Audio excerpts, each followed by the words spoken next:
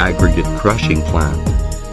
Aggregate Crushing Plant includes vibrating feeder, jaw crusher, impact crusher, vibrating screen, belt conveyor, and centrally electric controlling cabinet, etc.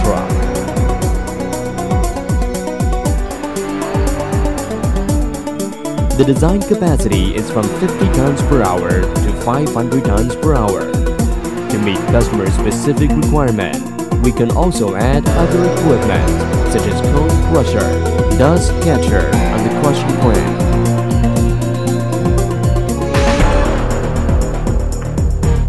Big materials are fed to the jaw crusher evenly and gradually by vibrating feeder through a hopper for primary crushing.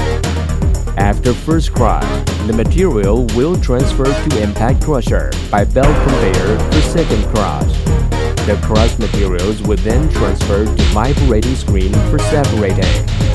After separating, the parts that can meet standard will be transferred away as final product, while the other parts will be returned to the impact crusher, thus forming a closed circuit.